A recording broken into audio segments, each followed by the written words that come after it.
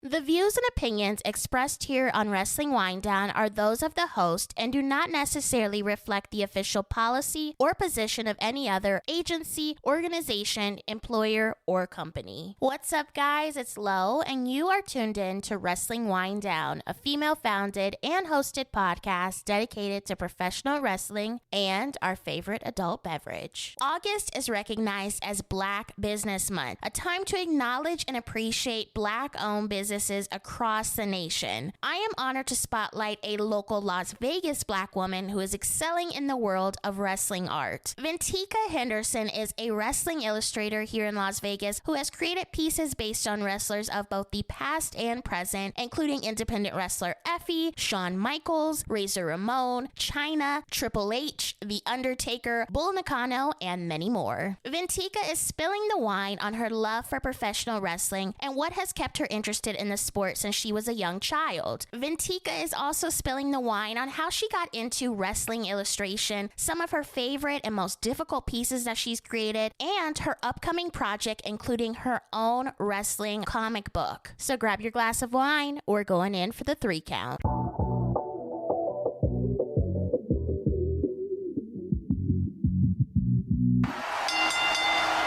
Welcome back to another episode of Wrestling Winedown. I am joined by someone local here in Las Vegas that I stumbled upon on Instagram, and we will go into that. Ventika Henderson, welcome to Wrestling Winedown. How are you? Good. How are you? I'm good. I stumbled upon you on Instagram. I saw your Chyna art like a couple weeks before I reached out to you, and I was like, oh my God, this is so good. I love it. Just looked at your profile, looked at the art, did not look at the bio. That was my mistake.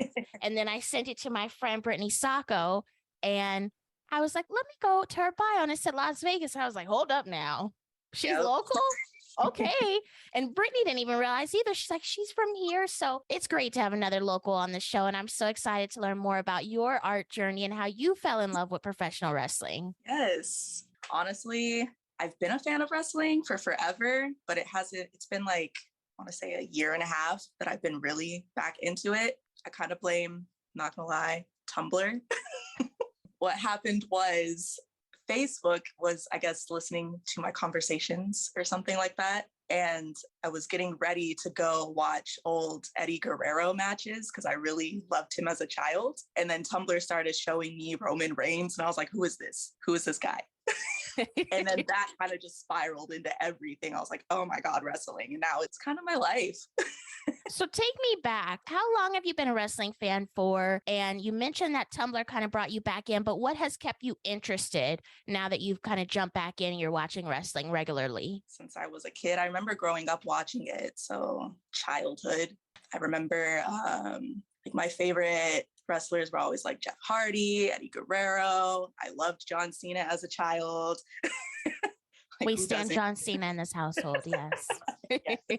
My brother also, I remember he used to have a DS game. I think it was like SmackDown versus Raw. I'd always play that. So it's definitely just always liked wrestling. It's kept me interested is the fact that there's more women wrestling now. And it's really, really inspiring to just see strong women and like them actually wrestling and not just being flashy and pretty on the sidelines. That's all. Like Bianca Belair has been like a really big inspiration. Rhea Ripley, like they just look really, really strong. And I really appreciate that, especially for me, like as someone who's struggled with like body confidence. It's really nice to see someone who's not just like skinny, but they look physically strong. Like that's kept me interested. I've seen a death match up close, which is really cool. That's kept me interested and kind of like made me go down a different lane. I'm like, okay, I like these. These are cool. I want to see more of that. When you were growing up, were you outspoken that you liked wrestling? Was it kind of something that, you didn't really tell a lot of people? Or how did you handle that? It was just, I don't want to say I wasn't like quiet about it, but I didn't really have, and I still don't have a lot of wrestling friends, like people that are into wrestling. It was just kind of something that was on TV.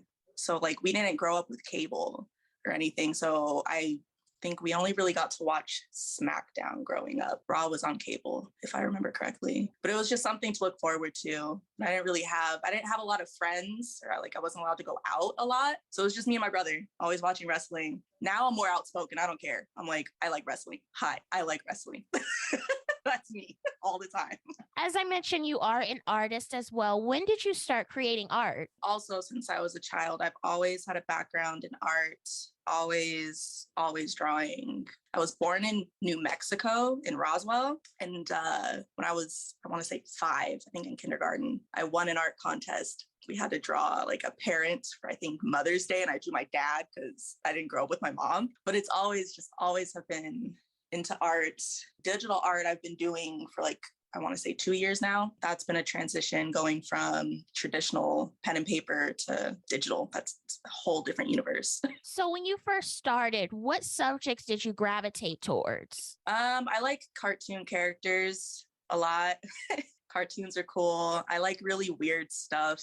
I like to draw blood and trippy stuff. Art's kind of been my outlet for my emotions and stuff. So definitely more on the weird, bloody side, but definitely cartoon characters. I'm really inspired by 80s and 90s retro stuff. So things like Gem and the Holograms, it's cool. I remember Punky Brewster had a cartoon that I watched, which isn't even my generation. That's my mom's generation. But I just like the artwork. Care Bears, Teenage Mutant Ninja Turtles. I like that kind of art. How did you transition from Care Bears, the Teenage Mutant Ninja Turtles, to illustrating wrestlers? I was going through an art block.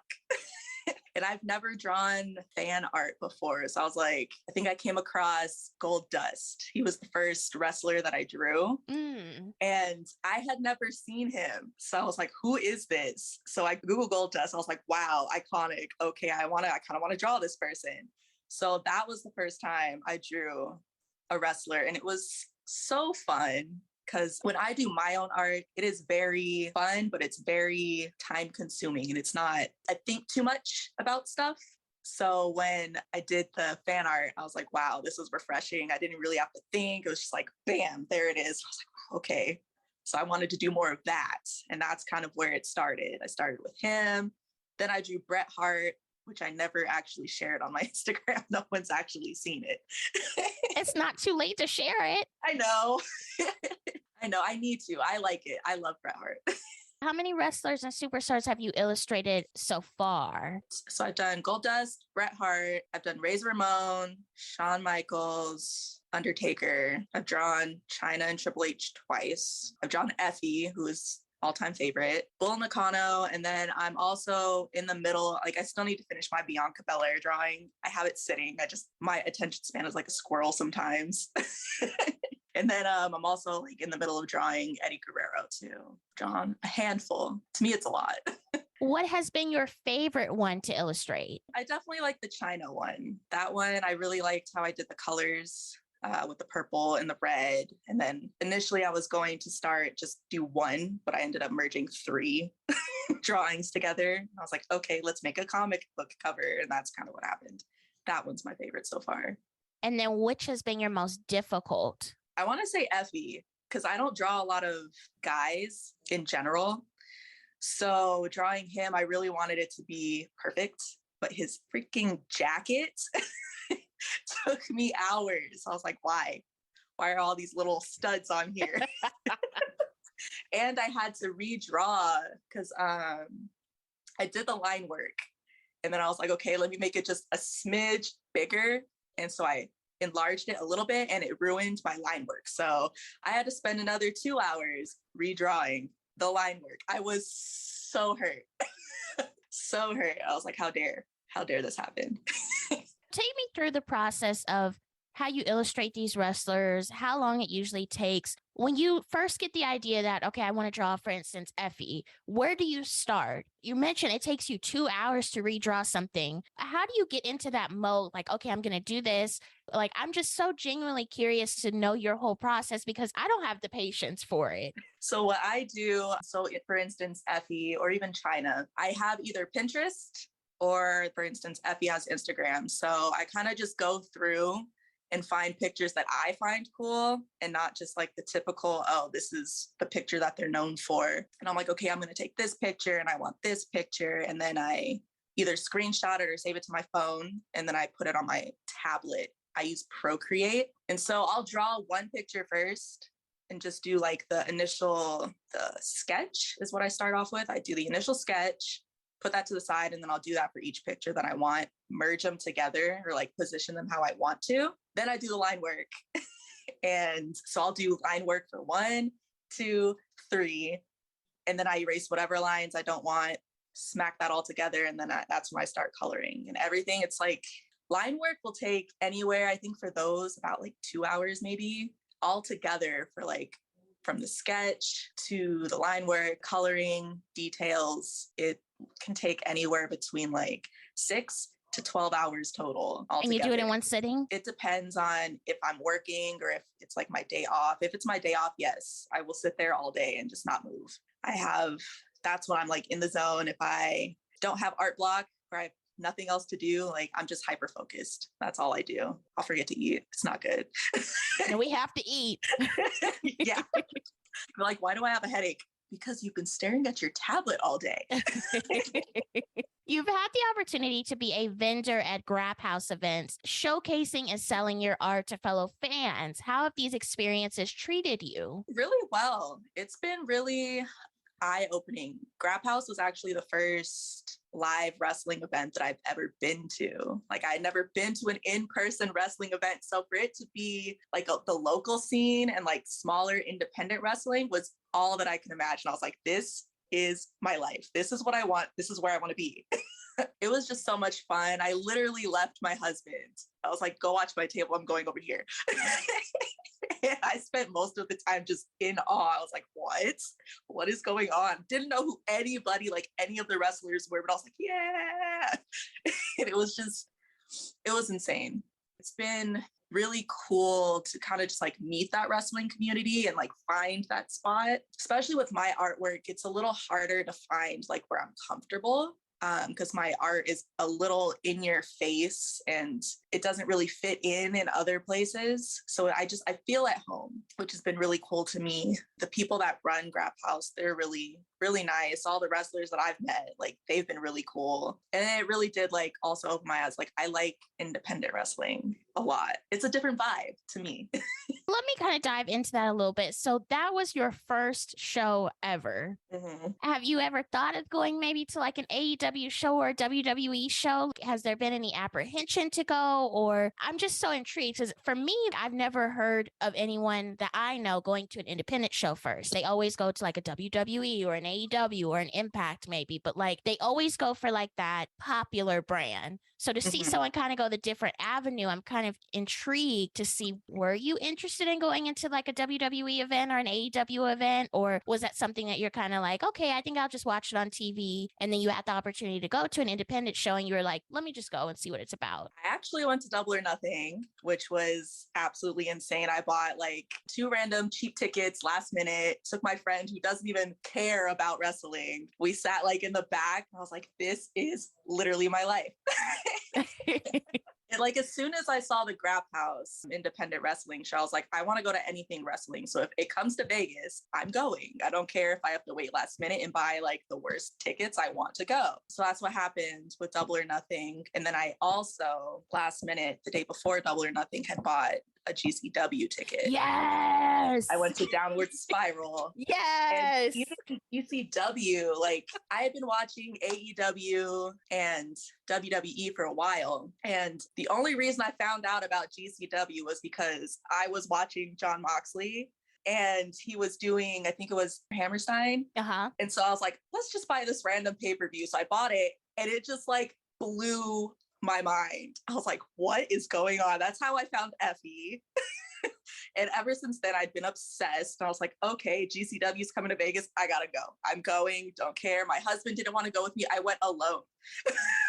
Did you do general admission or did you sit? I mean, I was there. We sat second row. The glass was coming at us. It was only the second GCW show I'd ever been to. It was insane. It was so fun. What happened was I bought like a ringside ticket, 6th row, like so close, but not like the closest. And I was sitting there waiting for the show to start. And this lady walks up to me and she's like, this is going to be a really weird question, but are you here alone? And I was like, yes. They're like, I hope I'm not getting kidnapped at a GCW show. I was like, what is going on? And she's like, okay, so I have an autistic son and apparently he can't sit in the front row. Would you be willing to switch seats with my son? And like, you sit next to me and he sits over here so I could keep an eye on him. And I was like, okay. Oh So my I ended up in gosh. front row. And it was just bananas. Like, she was one of the sweetest people I had ever met. She knew everybody. She's like name dropping the referees, like the people next to the ringside. Mama was like, if my son likes this, I'm going to like it as well. So I was like, okay. And I got to see Effy up close and personal. I was like, oh my God, my mind. I was wearing my Effy shirt. It was just so fun. And then that's when I saw my first death match up close. Insane. I had bought 2 shirts at the vending booths and I put them like over my legs. I was like, I am not trying to get cut today, but I don't want to move. I was like, I have to see this. It was just wild. And that's when I knew, it's like, I had been interested in watching like more bloodier deathmatch stuff, but I was like, I don't know if I can stomach that. But then I saw it up close and I was like, okay, I really want to watch this more. And it is just so insane. The glass, like, yeah, I can deal with everything else, like the doors, the tables, the chairs, alley catch with her knife, but the glass, the light bulbs, I'm just like, yes. It's intense. It is. But people, like, they live for it. You live for it. I'm starting to live for it. It's like, once you go down that route, you kind of gotta go. Like, that's it. That's where it's going. It has. It's been crazy. So ever since then, like, I'm like, yeah, I want to go. So that's why I want to go to like New Japan. Cause like now I'm like, okay, how do I watch Japanese wrestling? I want to watch this. I want to go. So if I can snag a ticket last minute, I'm going. You can always snag a ticket last minute. That's the best time to buy tickets. Yeah. The AEW tickets for Double or Nothing, they were dropping. I dropped mine because I had bought some all the way in the back and then I found some on the floor. I was dropping mine at the arena. Because I was like, someone has to buy them. Someone only bought one of them. But I mean, that's better than not getting any of them, right? Oh, yeah. I wanted to get them because I wanted to be closer for Double or Nothing. But like, as soon as tickets dropped, they sold out so fast. I was like, where are the tickets? What is this? So I had to wait. At first, I wasn't going to go. But then I convinced my friend. I was like, if you want to go, I'll buy tickets. She's like, okay. She didn't know who anybody was. I'm like, I don't know absolutely everyone, but I know enough and I'm going. And I had bought me, my husband, and my brother-in-law tickets to go see Money in the Bank. Mm-hmm. But then, and I got us good seats too. And then they refunded everybody because they moved to a different venue. And I was like, well, I don't have time or patience to sit and attempt to get tickets again, especially the tickets that I had gotten. So I didn't go. I ended up out of town. I was a little sad. I did not go either. Other people went. I had some friends that went to that one and they said it was pretty good. Do you have any upcoming pieces that you can tell us about or any upcoming events that you will be selling your art at? So events, I'm doing Haymaker. She's a local art boutique where she curates a bunch of stuff like from other artists and sells their things. I have a pop-up there and then I'm doing her market. And then I'm doing Grap House, dues paid on September 9th. Those are the events that I have coming up. Pieces, I'm working on my own comic. I decided to come up with my own wrestling comic because I want to make a cartoon at some point. It's called The Chronicles of Star, Baddie, and Rage Girl. And I'm working on the characters for that. And then fan art wise, I'm really, like I said, I need to finish my Bianca drawing. She's 90% there. I just need to do it. And then I want to do, I don't know, I kind of want to do like Rhea Ripley because I love her. That's my wife. I don't know. People have been requesting like old school Jeff Hardy, which is yes, I would like to draw him. I kind of want to do like an updated Shawn Michaels. I don't know. There's a lot. I think you could slide a Jake something drawing in there for the girlies. I really think you could. And Wardlow. Because, yes. Let's talk about, before we wrap up, a little bit about your comic. What made you want to sit down and actually start your own wrestling comic? And what is the inspiration behind the name? The reason I started a comic is because fan art's great, but I really I excel at drawing my own characters. And then the name, I don't know. I literally just drew these people and I was like, what am I going to name this? And I was like, she looks like Rage and she has a star on her shirt. And I call everyone a baddie. So I was like, Star Baddie and Rage Girl. And that's kind of how my brain works. Whatever pops into my head, that's what it is. But Rage Girl, I think she's my favorite right now, especially since I've drawn a whole bio for her officially. Thank you, Ventika, so much for joining me. Where can the people keep up with you on social media? Right now, I only have Instagram. It's Ventika. I don't use Twitter yet. You need to use Twitter, though. I need to. But yeah, Instagram is my main. That's where people can keep up with anything I do. Thank you for tuning in to another episode of Wrestling Winedown. You can find all of our other episodes available on Apple Podcasts, Spotify, Google Play, iHeartRadio, and wherever else you listen to your podcast. We're also on Twitter and Instagram at WWDCAST. Let us know what you thought about the episode. What was your favorite part? Until next time, enjoy your wine and, of course, enjoy your wrestling. Cheers!